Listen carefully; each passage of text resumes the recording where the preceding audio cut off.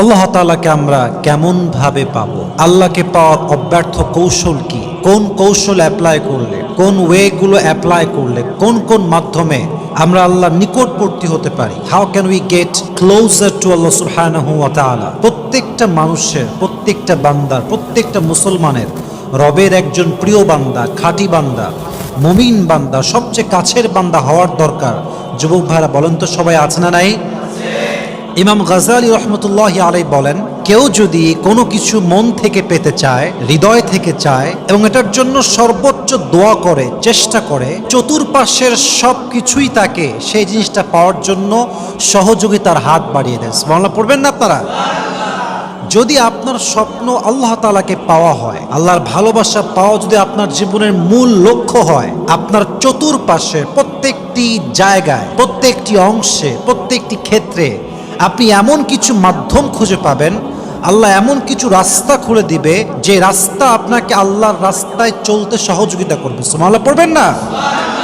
কোরআনে আল্লাহ তাআলা বলেছেন, ওয়াল্লাযীনা জাহাদু ফিনা লানাহদিয়ান্নাহুম সুবুলানা, যেই বান্দা আমার রাস্তায় চেষ্টা করে, আমার রাস্তায় চলতে চায়, সে যদি একটা রাস্তা তালাশ করে, আমি আল্লাহ রাব্বুল আলামিন তার জন্য হাজার হাজার রাস্তা খুলে দেই। পড়েন সুবহানাল্লাহ। ওয়াল্লাযীনা জাহাদু ফিনা লানাহদিয়ান্নাহুম সুবুলানা, যে আমাকে পাওয়ার চেষ্টা করে, আমি আল্লাহ তার জন্য আমাকে পেতে হাজার হাজার রাস্তা ওপেন করে দেই। সুবহানাল্লাহ পড়েন। বুখারীর হাদিস, যে ব্যক্তি আল্লাহর সাক্ষাৎ পেতে ভালোবাসে, আল্লাহ তাআলা তার সাক্ষাৎ পেতে ভালোবাসে। সুবহানাল্লাহ পড়বেন না আপনারা সবাই? আহা, কি সুন্দর কথা!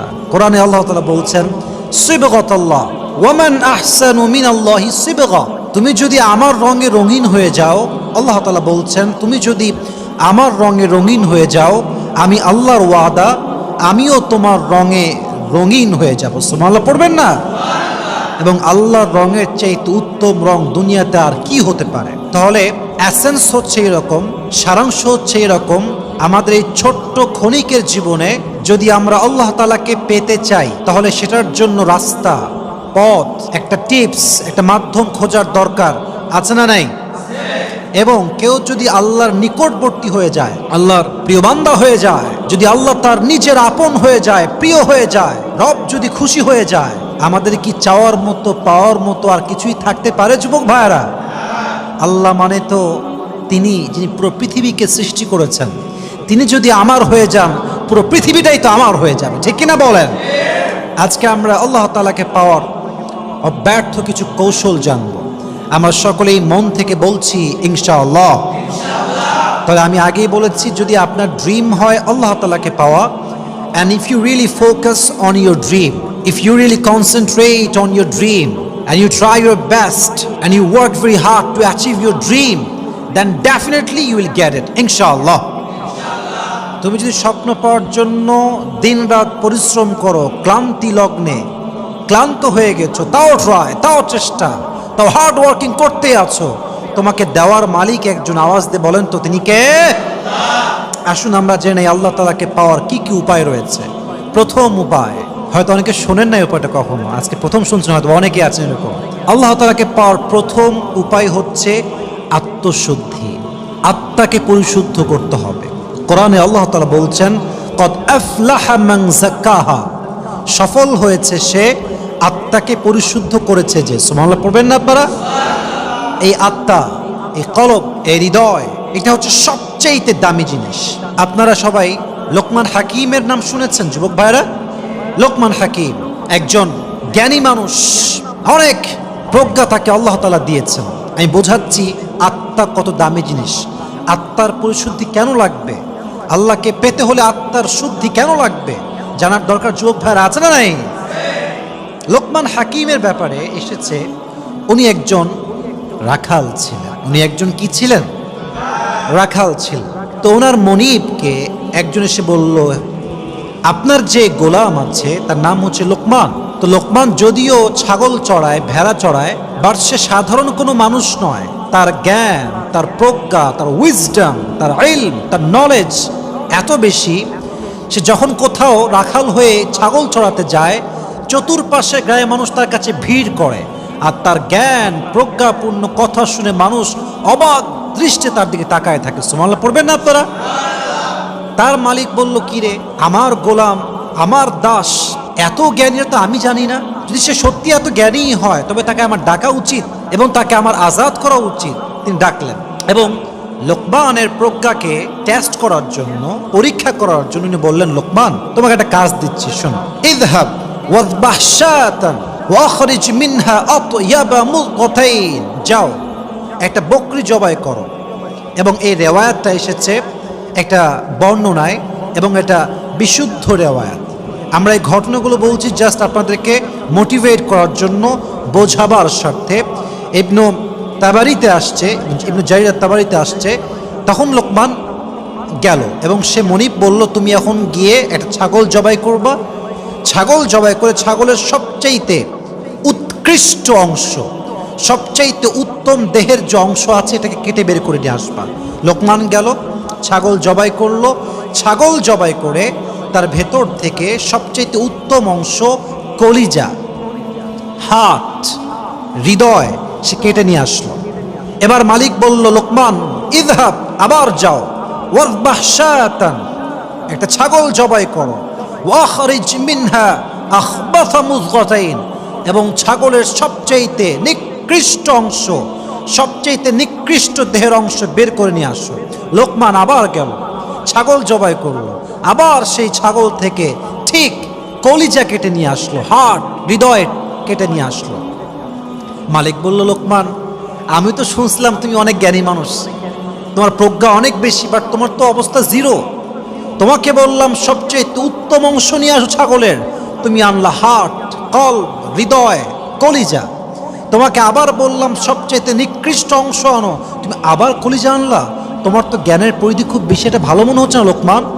লোকমান বলছে, হে মনিব, আমার জ্ঞান বেশি না কম এটা তো পরের বিষয়, তবে এটা সত্য কথা, প্রত্যেকটি সৃষ্টি জীবের মাঝে, প্রাণীর মাঝে, জন্তুর মাঝে একটা অংশ আছে, একটা অঙ্গ আছে। যদি এটা ঠিক থাকে সব ঠিক থাকে, যদি এটা বেঠিক হয়ে যায়, নষ্ট হয়ে যায়, পুরো দেহটাই অচল হয়ে যায়। ঠিক কিনা বলেন? হাদিসে আসছে, আলা ইন্না ফিল জাসাদি মুযগা ইযা সালুহাত সালুহাতিল জাসাদু কুল ওয়া ইযা ফাসাদাত ফাসাদাতিল কুল। নবীজি বলছেন, প্রত্যেক মানুষের দেহে একটা অঙ্গ আছে, একটা অংশ আছে।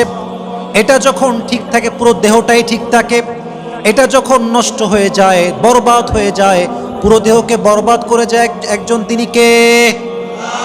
এটা ঠিক, আপনার দেহ ঠিক। আচ্ছা বলেন তো, আপনার হার্ট যদি স্টপ হয়ে যায়, আপনি কি আর বাঁচতে পারবেন? যুবক ভাইরা বলেন তো দেখি, আপনার পারবেন কেউ বাঁচতে? কেউ বাঁচতে আমরা পারবো না। হার্ট, কলব, আত্মা সবচাইতে দামি জিনিস, এটা ঠিক তো সব ঠিক। তার মানে বোঝা গেল, যার আত্মা ঠিক নাই, যার হৃদয় ঠিক নাই, সে যত ভালো আমল করুক, সে যত ভালো কাজ করুক, সে যতই চেষ্টা করুক আল্লাহর কাছে যাওয়ার, সে কখনো আল্লাহর কাছে যেতে পারবে। ফার্স্ট অফ অল আপনাকে আত্মার পরিশুদ্ধ ঘটাতে হবে। যুবক ভাইরা রাজি আছেন তো ইনশাআল্লাহ? আর একটু ব্যাখ্যা দিই, ভালো করে বুঝে শুনে বুঝবেন, তাহলে আপনার জীবনটা পরিবর্তন হবে, কাজে দিবে। হয়তো আপনি এটা কখনো শোনেন না যা বলতেছি আমি আজকে আপনাকে। এই আত্মা, এটা হচ্ছে মোট 3 প্রকার। বলেন সবাই, কয় প্রকার? আমি আবার বলছি, বলেন সবাই, কয় প্রকার? 1 হচ্ছে সুস্থ দিল, 2 হচ্ছে অসুস্থ দিল, 3 নাম্বার হচ্ছে মৃত দিল। কোন দিলের সংজ্ঞা কি, ব্যাখ্যা কি, আমার চোখে চোখ রেখে সবাই শুনবেন। সবাই তাকবীর দেন, লিল্লাহি তাকবীর। সুস্থ দিল কি? কোরআনে আল্লাহ তাআলা বলছেন, ফালইয়াউমা লা ইয়ানফাউ মালু ওয়ালা বানুন ইল্লা মান আতাল্লাহা বিকলবিন সালিম। কিয়ামতের কঠিন দিনে সন্তান কাজে আসবে না, সম্পত্তি কাজে আসবে না, কোনো কিছুই কাজে আসবে না।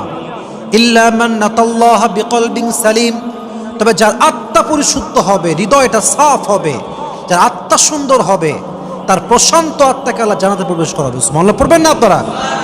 এটা হচ্ছে সুস্থ দিল, যেই দিলটা আপনার কিয়ামতের দিন জান্নাতের দিকে নিয়ে যাবে। এবার আসেন, অসুস্থ দিল কাকে বলে? অসুস্থ দিল আসলে কি?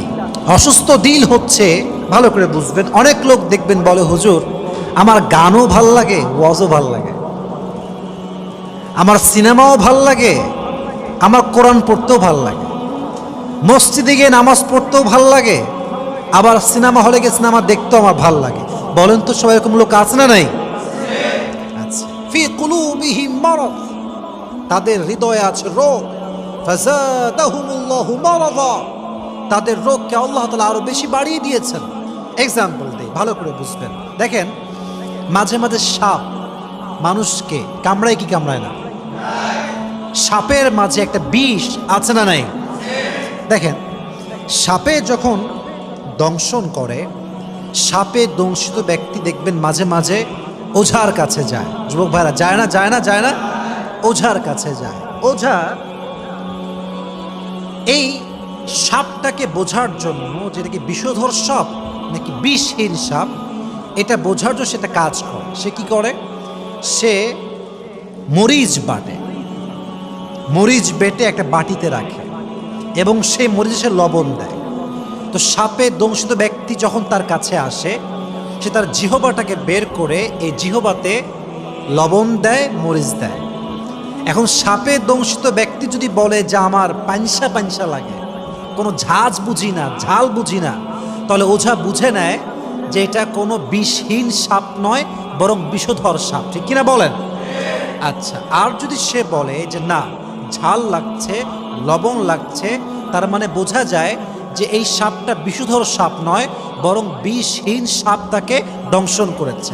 এবার বোঝেন, মানুষের জীবনে সবচাইতে বিষাক্তক সাপের নাম হচ্ছে শয়তান। এই শয়তান যখন মানুষকে ওয়াসওয়াসা দেয়, এটা বিষের মতো কাজ করে। সাপ যখন মানুষকে দংশন করে, সাপের বিষের প্রথম প্রভাব হচ্ছে মানুষের জিহ্বার স্বাদ হারিয়ে যায়। কোনটা ঝাল, কোনটা মিষ্টি, এটা সে আর টের পায় না। ঠিক তেমনিভাবে শয়তান যখন মানুষকে ওয়াসওয়াসায় ফেলে, ওয়াসওয়াসা হচ্ছে এটা বিষের মতো, এবং এই বিষের প্রথম প্রভাব হচ্ছে মানুষের ভেতর থেকে ইমানের স্বাদ হারিয়ে যায়।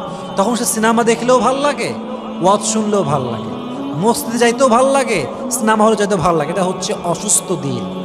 এটা কি দিল যুবক ভাইরা?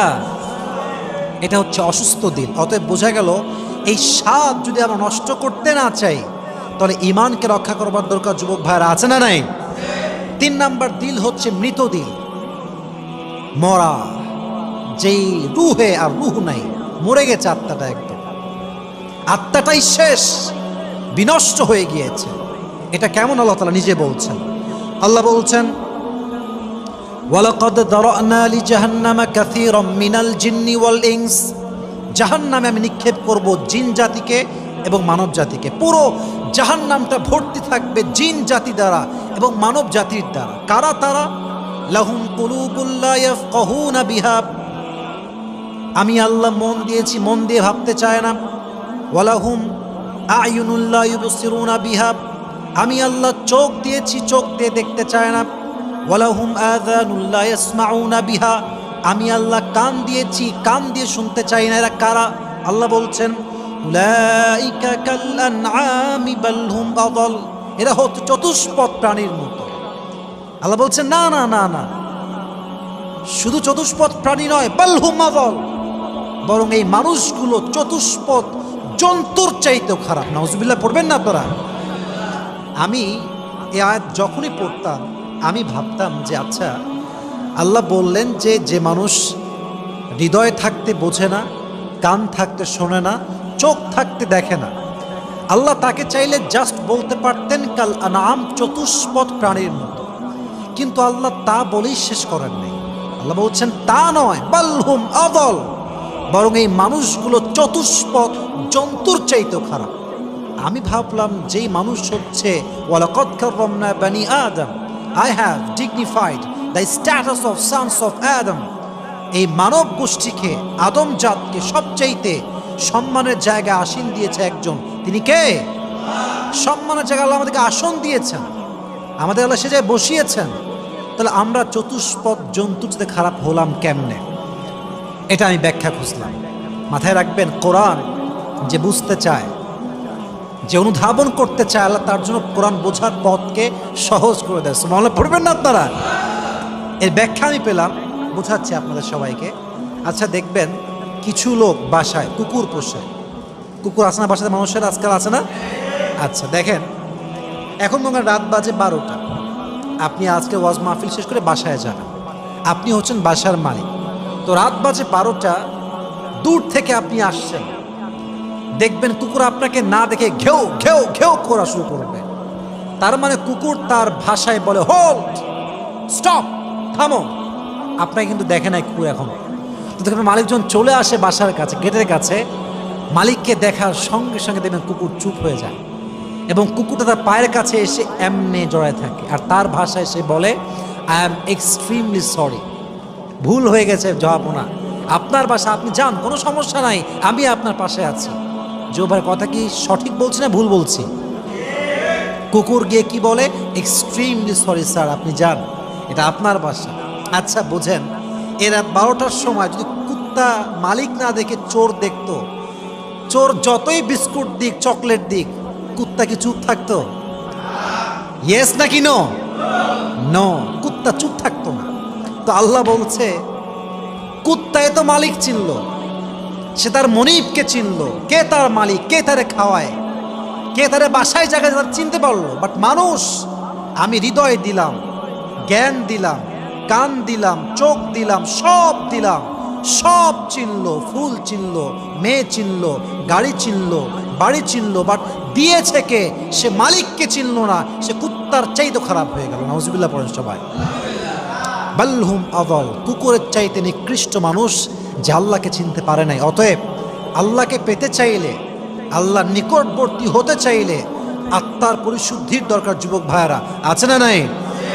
আল্লাহ আমাদের সবাইকে আত্মার পরিশুদ্ধি ঘটাবার তৌফিক দান করুক। সকলে আমরা মন খুলে পড়ি আমিন। এখন আত্মা পরিশুদ্ধ করব কেমন করে, প্রশ্ন আছে না নাই?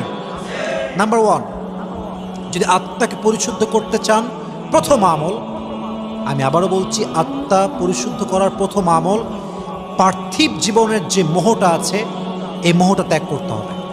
আই রিপিট অ্যাগেন, যদি আপনি আত্মার পরিশুদ্ধ ঘটাতে চান, পার্থিব জীবনের যে মোহটা আছে, যে মায়াটা আছে, এটাকে আপনাকে ত্যাগ করতে হবে। হাদিসে আসছে লা ইয়াসালু কলবুল কাবীর শাবান ফি ইথনাইন ফি হুব্বিদ দুনিয়া ওয়া তুলিল আমাল।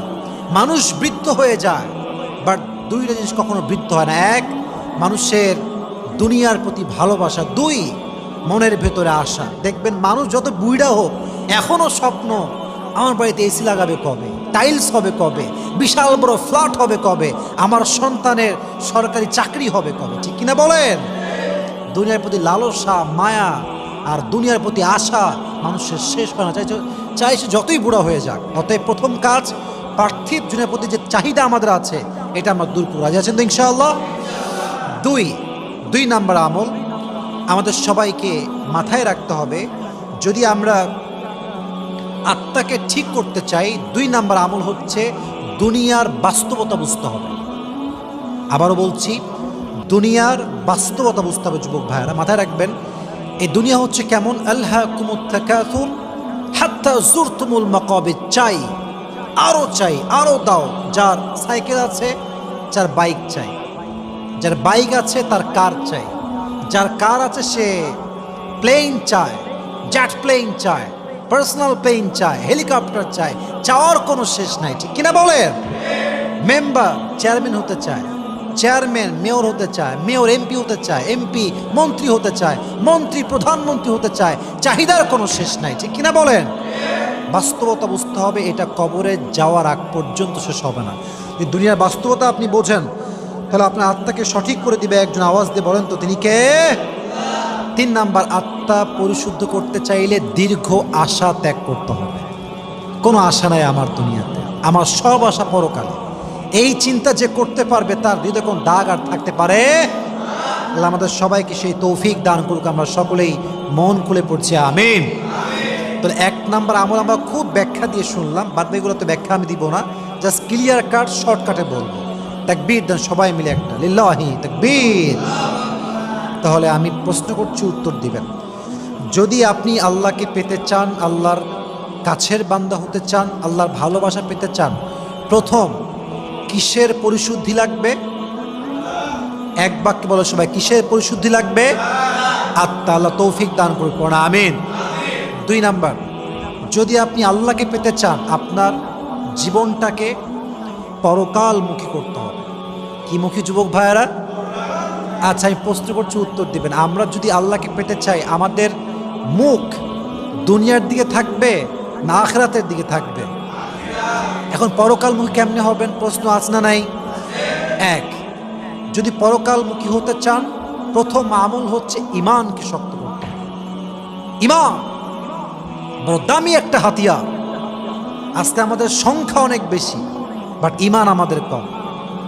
মুসলমানরা আজকে মার খায়, প্রত্যেকটা কান্ট্রিতে মার খায়, বাংলাদেশেও মার খায়, ফিলিস্তিনেও মার খায়, সব জায়গায় মার খায়। সংখ্যায় কম নয়, বরং ঈমানের শক্তিতে আমরা কমে গেছি, ঠিক কিনা বলেন? হাদিসে আসছে, মান আহাব্বা ইউজাহজাহা আনিন নার ওয়া ইউদখিলাল জান্নাহ ফালতাতিহি মানিয়াতু ওয়া ইউমিনু বিল্লাহি ওয়াল ইয়াউমিল আখির। যে ব্যক্তি চায় যে আল্লাহ তাকে জাহান্নাম থেকে মুক্তি দান করে, জাহান্নাম থেকে মুক্তি দিয়ে জান্নাতে প্রবেশ করাবে, সে ঈমানটাকে শক্ত করে। কার উপরে? ইউমিনু বিল্লাহি ওয়াল ইয়াউমিল আখির, এক আল্লাহ, দুই হচ্ছে কিয়ামতের দিবস। ঈমান শক্ত যার, আল্লাহ তাকে পরিপূর্ণ জাহান্নাম থেকে বের করে জান্নাতে প্রবেশ করাবে। পড়েন সুবহানাল্লাহ। এক নম্বর আমল, আমরা সকলে ঈমানটা শক্ত করব। দুই, এটা বড় ইন্টারেস্টিং পয়েন্ট, এটা হচ্ছে দুনিয়াকে কম্পেয়ার করা আখিরাতের সাথে। বোঝেন, আমার দিকে তাকান, দুনিয়াকে কিসের সাথে কম্পেয়ার করবেন যুবক ভাইয়েরা? আখিরাতের সাথে। ইমাম জালালউদ্দিন কাসিমি রহমতুল্লাহ আলাইহি লিখেছেন, আমি যখন দুনিয়াকে আখিরাতের সাথে কম্পেয়ার করছি, কম্পেয়ার মানে হচ্ছে তুলনা, আমি তিনটা জিনিস পেয়েছি। তিনটা জিনিস। এক, দুনিয়া, এখানে কোয়ালিটির সমস্যা। আচ্ছা, এই যে এটাকে আমরা বলি ওয়েস্ট কোট, এটা হচ্ছে থোবে বা জুব্বা, এটা হচ্ছে ওয়াচ, এটাও নিউ, এটাও নিউ, এটাও নিউ, ব্র্যান্ড নিউ। আচ্ছা, আমরা এখন বসেছি 2024 সালের জুলাই মাসের 27 তারিখে। আচ্ছা, আপনি ভাবেন তো, ঠিক এই জুব্বাটা, এই ওয়েস্ট কোটটা, এই ওয়াচটা, এই সব কিছু ঠিক 2028 সালের 27শে জুলাই, 4 বছর পরে, এটার কালার বা কোয়ালিটি এটা কি এমন থাকবে না ফ্যাকাশে হয়ে যাবে? থাকবে না। কোয়ালিটি স্থায়ী নয়, অস্থায়ী। বাট পরকালে যখন আপনি যাবেন, আপনার যে চেহারা, আপনার যে যৌবন, আপনার যে ফিগার, আপনার যে বডি, আপনার যে অ্যাট্রাকশন, যে চেহারা, যে রূপ, এটা যেমন শুরুতে থাকবে শেষ পর্যন্ত তেমনই থাকবে। সুবহানাল্লাহ পড়ে। 10 বছর বয়সে চেহারার রং একরকম, 20 বছরে একরকম, 25 বছরে আর এক রকম, 40-এ পা রাখলে আর এক রকম, 50-এ আর এক রকম। কোয়ালিটি সেম না। আজকে এক কোয়ালিটি, কালকে আর এক কোয়ালিটি। আজকে এক ব্র্যান্ডের কোয়ালিটি ভালো, কালকে আর এক ব্র্যান্ডের কোয়ালিটি ভালো। তার মানে এটার কোয়ালিটির কোনো স্থায়িত্ব নাই। বাট আখিরাতের স্থায়িত্ব আছে না নাই? দুই, দুনিয়াতে, কথা কি আমার বোঝা যায়? দুনিয়াতে সমস্যা হচ্ছে কোয়ান্টিটির সমস্যা। কোয়ান্টিটি মানে হচ্ছে সংখ্যা। আচ্ছা, মনে করেন আমরা এখন আছি ঢাকাতে, ফর এক্সাম্পল, আপনার আমি ঢাকা লিখে দিলাম, পুরো ঢাকাই আপনার, পুরো ঢাকাটাই আপনার। অনেক বড় জায়গা, কিন্তু ঢাকা বিশাল বড় প্লেস, বিশাল বড় রাজত্ব আপনি পেয়েছেন। যতই পান আপনি, তারপরের দিন ভাববেন যে দুবাইয়ের রাজধানী পাইতাম, খুব ভালো হইত। কথা ঠিক কিনা বলেন যুবক ভাইরা?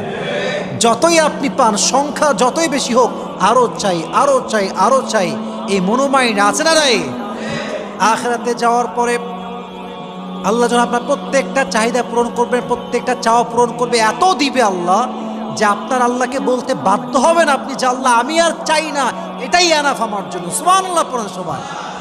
কোয়ান্টিটির সমস্যা দুনিয়ার সঙ্গে আখিরাতের। 3 নাম্বার, আখিরাত হচ্ছে স্থায়ী আর দুনিয়া হচ্ছে অস্থায়ী। দুনিয়ার যে সম্পত্তি, ঘর বাড়ি, টাকা পয়সা, BMW, কার, বাইক, বউ বাচ্চা, সন্তান, মোবাইল ফোন, সব কালকে মরলে এটা আপনার সন্তানের নামে হয়ে যাবে, ঠিক কিনা বলেন? এটা স্থায়ী না, এটা হচ্ছে অস্থায়ী। অতএব বোঝা গেল, পরকালমুখী হতে চাইলে আমাদের সবাইকে এই 3টা বিষয় ঈমান শক্ত করতে হবে, 1 নাম্বার। 2 নাম্বার, দুনিয়াকে আমরা পরকালের সাথে কম্পেয়ার করব। 3 নাম্বার, আমরা সবাই পরকাল সম্পর্কে জ্ঞান অর্জন করব। পরকাল জীবনটা কি, কেমনে শুরু হবে, বিচার দিবস কেমনে হবে, কোন কোন বিচার হবে, কোন বিচারের শাস্তি কি হবে, এটা যত বেশি জানবেন আপনার আমল তত বাড়বে। যত আমল বাড়বে আল্লাহর সঙ্গে আপনার বন্ধুত্ব তত সুন্দর হবে। সুবহানাল্লাহ পড়েন। তো 2 নাম্বার হচ্ছে কি মুখী হওয়া লাগবে, ভুলে গেছেন, পরকালমুখী। বলো সবাই, কি মুখী হওয়া লাগবে, পরকাল। মাশাআল্লাহ। 3, কেউ যদি আল্লাহর নিকটবর্তী বান্দা হতে চায়, যেটা বলবো এখন এটা কোনো অল্টারনেটিভ ওয়ে নাই, এটা হচ্ছে নামাজ। বলেন সবাই, কি লাগবে যুবক ভাইরা, নামাজ। নামাজ ছাড়া শুধু দাড়ি রেখে টুপি পরে একখান জুব্বা লাগাই দিয়ে মানবতার ফেরিওয়ালা হইলে কি জানাত পাওয়া যাবে যুবক ভাইরা? পাওয়া যাবে না। নামাজ লাগবে। অনেক নেতা দেখবেন, বাপরে বাপ, নেতা আসলে স্লোগান শুরু হয়, আমার নেতার চরিত্র ফুলের মতো পবিত্র, বাট নামাজ পড়ে এক ওয়াক্ত। আছে না নাই? তাহলে বোঝা গেল নামাজ হচ্ছে মুসলমানদের জীবনের এত বড় একটা হাতিয়ার যে নামাজের দ্বারাই একজন মুসলমান আল্লাহর সবচেয়ে নিকটবর্তী বান্দা হয়ে যায়। সুবহানাল্লাহ পড়বেন না আপনারা সবাই? কোরআনে আল্লাহ তাআলা বলছেন ফাসজুদ ওয়াক্তারিব, যদি তোমরা আমার নিকটবর্তী বান্দা হতে চাও, যদি তোমরা আমার প্রিয় বান্দা হতে চাও, আমার কাছে আসতে চাও, ফাসজুদ, সিজদায় লুটিয়ে যাও, তোমার কাছে সবচেয়ে আপন হয়ে যাবে একজন, তিনি কে? আমি তোমার সবচেয়ে নিকটবর্তী হয়ে যাব। ফাসজুদ, prostate, ওয়াক্তারিব and be closer to your Lord, সিজদায় লুটিয়ে যাও আর রবের সবচেয়ে কাছের বান্দা হয়ে যাও। সুবহানাল্লাহ। আচ্ছা দেখেন, এই নামাজটা কিন্তু আসলে কোরআন হাদিসে কোথাও নাই। নামাজটা হচ্ছে একটা ফার্সি শব্দ। আবারও বলছি, নামাজটা কি শব্দ যুবক ভাইরা? ফার্সি শব্দ। আরবি শব্দ হচ্ছে সালাত। টমেটোর সালাদ এইটা না। সালাত মানে হচ্ছে গেট ক্লোজার, নিকটবর্তী হওয়া। যে ব্যক্তি নামাজ পড়ে, 5 ওয়াক্ত ঠিকঠাক মতো পড়ে, আল্লাহ বলছে সে দুনিয়ার থেকে আমার আরো বেশি নিকটবর্তী হয়ে যায়। সুবহানাল্লাহ পড়বেন না আপনারা? সালাত মানে হচ্ছে কানেকশন, লিঙ্ক, কমিউনিকেশন। যে বান্দা নামাজে দাঁড়িয়ে যায়, তেলাওয়াত শুরু করে দেয়, সে আল্লাহর সঙ্গে সরাসরি কথা বলতে শুরু করে দেয়। সুবহানাল্লাহ পড়বেন না আপনারা? আলী রাদিয়াল্লাহু তাআলা আনহু বলেছেন, যখন আমি চাই যে আমি আল্লাহর সাথে কথা বলবো, আমি কোরআন পড়ি। আমি আবার বলছি, উনি বলেছেন, আমি যখন চাই যে আমি আল্লাহর সাথে কথা বলবো, আমি কোরআন পড়ি। আর আমি যখন চাই যে আল্লাহ আমার সাথে কথা বলুক, তখন আমি নামাজ পড়ি। সুবহানাল্লাহ পড়বেন না আপনারা? নামাজ হচ্ছে মুসলমানকে আল্লাহর সবচেয়ে নিকটবর্তী বান্দা বানিয়ে দেয়। আল্লাহর ভালোবাসা পাওয়ার সবচেয়ে অব্যর্থ কৌশল হচ্ছে নামাজ। এটা ব্যর্থ হয় না যুবক ভাইরা। ওমরে ফারুক রাদিয়াল্লাহু তাআলা আনহু জীবনের শেষ মুহূর্তে একটা খবর নিয়েছেন, এটার নামই হচ্ছে নামাজ। সুবহানাল্লাহ পড়েন সবাই। আচ্ছা বলেন তো সবাই, আমাদের শেষ নবীর জীবনের শেষ কথা ছিল কি? বলেন সবাই, ছিল কি? এই হাদিসগুলো আমি আমার ওয়াজে অসংখ্যবার বলেছি। কেন নামাজ ছিল, শেষ কথা কেন নামাজ ছিল, বারবার বলেছি। যে যুবক ভাইরা, নামাজ নাই যার, আল্লাহর ভালোবাসা নাই। আল্লাহ সবাইকে আমাদের 5 ওয়াক্ত নামাজ বা জামাত আদায় করার তৌফিক দান করুক। আমরা সকলে মন খুলে পড়ছি আমিন। 4 নাম্বার আমল হচ্ছে, শর্টকাটে আমরা বলছি, জাস্ট বলে শেষ করে দিচ্ছি আমরা, যেহেতু সব আমাদের বেশি একটা নেই, আমাদেরও কাজ করতে হবে। 4 নাম্বার হচ্ছে আব্বা আম্মার খেদমত লাগবে। কিসে খেদমত লাগবে যুবক ভাইরা? আব্বা আম্মার খেদমত লাগবে। দেখুন, আপনি যত বড় পীর হন, যত বড় আউলিয়া হন, কুতুব হন, মাজার শরীফের পীর হন, বাপ মা যদি আপনার উপর নারাজ হয়ে যায়, খোদার কসম কোন পীর জান্নাত যেতে পারবে না যুবক ভাইরা। ঠিক কিনা বলেন? রিদাউর রাব্বি ফি রিদাইল ওয়ালিদাইন ওয়া সাখতুর রাব্বি ফি সাখতিল ওয়ালিদাইন। আল্লাহর সন্তুষ্টি হচ্ছে আব্বা আম্মার সন্তুষ্টির ভিতরে, আল্লাহর অসন্তুষ্টি হচ্ছে আব্বা আম্মার অসন্তুষ্টির ভিতরে। যারা আব্বা আম্মা রাজি, হাদিস বলছে তার উপরে আল্লাহ নিজেই রাজি। সুবহানাল্লাহ পড়েন। আব্বা আম্মার খেদমত লাগবে। এবং সবচেয়ে বড় বিষয় জানেন, বাবা মার খেদমত করলে সবচেয়ে বড় নিয়ামত পাওয়া যায়। অনেক আছে, আমি জাস্ট একটা মেনশন করছি, তো সময় খুবই সংক্ষেপ। একটা বড় প্লাস পয়েন্ট, পজিটিভ সাইড, আব্বা আম্মার খেদমত করলে সেই বান্দা মুস্তাজাবুদ দাওয়া হয়ে যায়। সে দোয়া করার সাথে সাথেই আল্লাহ তার দোয়াকে কবুল করে। দোয়া করার সঙ্গে সঙ্গে কবুল। হাদিসে আসছে, নবীজি ইন্তেকালের পূর্বে, ওয়াফাতের পূর্বে বললেন, শোনো হে অমর, হে আলী, আমার পরে এখানে একজন হজ করতে আসবে, তার নাম হবে ওয়াইস, তার শাখা হবে কর, তার গোত্রের নাম হবে কর। তুমি অমর, তুমি আলী। কারা এরা? দুইজনই খলিফা এবং দুইজন দুনিয়াতে জান্নাতের সার্টিফিকেট পেয়েছে। সুবহানাল্লাহ নাই আপনাদের সবার? তোমরা দুইজন তার কাছে দোয়া চেও। তো হজের সময় আসলো, ওমরে ফারুক সবাইকে ডাকলেন, সবাই আসো এদিকে। হ্যাঁ ভাই, কোন গোত্রের কে আছো? দাঁড়িয়েছে একজন। তোমার নাম কি? অমর। তুমি কি ওয়াইস নামে কাউকে চেনো? বলছে হ্যাঁ চিনি, আমার ভাতিজা হয়, আমি তার চাচা। বলছে কোথায় এসে? বলছে ওকে কি করবে, ওর মাথার তো ছিঁড়া, বোকা টাইপের ছেলে, কি লাগবে ওকে, কি দরকার? বলছে ওর মাথার তার না, তোর মাথার তার ছেলে, ওর অ্যাড্রেস বল, কোথায় আছে সে? বলছে অমুক জায়গায় গিয়ে ছাগল চড়ানোর জন্য, আমাকে অ্যাড্রেস দেন আপনি। অ্যাড্রেস নিয়ে গেছে সবাই মিলে। ওমরে ফারুক গিয়েছেন, আলীও গিয়েছেন। তো গিয়েছে ওমরে ফারুক, দেখছেন গিয়ে যে ওয়াইস কর্মী নামাজ পড়ছে পাহাড়ের টিলার পাশে। তো যখন সে বুঝে গেছে পেছনে কেউ দাঁড়িয়ে আছে ঘোড়ার গাড়িতে করে, কেউ এসেছে সাওয়ার হয়ে, খুব শর্টকাট নামাজ শেষ করেছেন, খুব শর্টকাট, খুব দ্রুত নামাজ শেষ করে ফেলেছেন। তো এবার যখন সালাম ফিরিয়েছেন, বলছে ভাই আপনারা কারা? সে কিন্তু জানা যে এটা অমর, এটা আলী, জানা না, চেনে না কাউকে। ভাই আপনি কে, কই থেকে আসছেন আপনারা? তো বলছে ভাই তোমার নাম কি? বলছে আমার নাম হচ্ছে ওয়াইস। আপনার গোত্রের নাম কি? বলছে আমার গোত্রের নাম হচ্ছে কর। তো বলছে কি ব্যাপার ভাই, আপনারা আমাকে এত প্রশ্ন কেন করছেন, আপনারা কারা? তো আলী বলছে আমার নাম হচ্ছে আলী, ওয়াইসমুহু অমর, ইনি হচ্ছেন খলিফাতুল মুসলিমিন ওমর ফারুক রাদিয়াল্লাহু তাআলা আনহু। এটা শুনে তার দুই চোখের অশ্রু ঝরতে শুরু করছে। আমিরুল মুমিনিন, আমি আপনার জন্য দোয়া কেমনে করি? হে আলী, আপনার জন্য দোয়া আমি কেমনে করি? আপনার তো আমার চাইতে অনেক অনেক উঁচু বংশের মানুষ, অনেক কাছের বান্দা আল্লাহ। এবার তারা বলছে ওয়াইস, এই দোয়া আমি চাচ্ছি না, বরং নবী বলেছে তোমার থেকে দোয়া চাইলে দোয়া চাওয়ার সঙ্গে সঙ্গে সে দোয়া কবুল হয়ে যাবে। সুবহানাল্লাহ পড়বেন না আপনারা?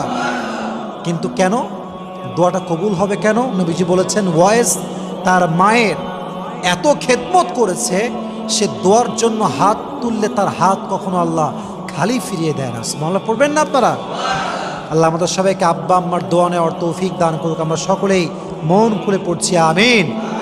5 নম্বর, আল্লাহর নিকটবর্তী বান্দা হতে চাইলে সবর লাগবে, ধৈর্য। ধৈর্য আছে যার, সেই হচ্ছে আল্লাহর সবচেয়ে প্রিয়। জাস্ট 1 মিনিট সময় নিচ্ছি সবর কাকে বলে বোঝাবার স্বার্থে। সবর মিন্স পেশেন্স। সবর মানে হচ্ছে ধৈর্য। It includes aspects of being self disciplined, remaining spiritually steadfast and showing fortitude when especially faced with adversity or setbacks. সবর মানে হচ্ছে নিজেকে আধ্যাত্মিকভাবে, মানসিকভাবে অলওয়েজ স্থির রাখা, স্ট্রং রাখা। যা হয়ে যাক, যতটুকু হয়ে যাক, কোনো ব্যাপার না, যা করবে সব করার মালিক একজন, তিনি কে? এটা হচ্ছে সবর। সবরের ফলাফল কি হবে? ইন্নামা ইউওয়াফাস সাবিরুনা আজরাহুম বিগাইরি হিসাব। যে ধৈর্যশীল হবে আল্লাহ তাকে বিনা হিসেবে, আবার বলছি বিনা হিসেবে আল্লাহ তাকে জান্নাতে প্রবেশ করাবে। সুবহানাল্লাহ পড়বেন না আপনারা? Those who are patient, Allah will give them Jannah without account, কোনো হিসাব ছাড়া একদম আল্লাহ জান্নাতে তাকে ঢুকাই দিবে বিনা হিসাবে। সুবহানাল্লাহ পড়েন সবাই আপনারা? তাহলে 5 নাম্বার লাগবে সবর। বলেন সবাই কি লাগবে যুবক ভাইরা? সবর। আল্লাহ আমাদের সবাইকে ধৈর্যশীল হওয়ার তৌফিক দান করুন, সকলেই পড়া আমিন। 6 নাম্বার, আল্লাহকে পেতে চাইলে, আল্লাহর ভালোবাসা চাইলে তওবা এবং ইস্তিগফার লাগবে। দুইটাকে আমি একসঙ্গে বললাম। তওবা এক, ইস্তিগফার আর এক, একটু পার্থক্য আছে। তওবা মানে হচ্ছে আমি খারাপ পথে ছিলাম, ফিরে আসছি ভালো পথে, তওবা ফিরে আসছি, এটা হচ্ছে তওবা। ইস্তিগফার আমি অন্যায় করেছি, এখন আমি মোটামুটি ঠিক আছি, তবু আমি আল্লাহর কাছে ক্ষমা চাচ্ছি, ইস্তিগফার পাঠ করছি। সকলেই পড়েন আস্তাগফিরুল্লাহ। জোরে বলেন সবাই আস্তাগফিরুল্লাহ। যেই বান্দা বেশি বেশি ইস্তিগফার পাঠ করে সে বান্দা আল্লাহর সবচেয়ে বেশি কাছের বান্দা হয়ে যায়। সুবহানাল্লাহ পড়েন। অতএব তওবা এবং ইস্তিগফার আমরা নন স্টপ করবো, রাজি আছেন তো ইনশাআল্লাহ? এবং সর্বশেষ আমরা আমলটা জানবো ইনশাআল্লাহ। সর্বশেষ আমল, যে বান্দা আল্লাহর সবচেয়ে কাছের বান্দা হতে চায় তাকে যে আমলটা করতে হবে সেটা হচ্ছে এই প্রত্যেক দিন যতটুকু পারা যায় সর্বোচ্চ সাধ্য অনুযায়ী কোরআনটা আমরা পড়ব।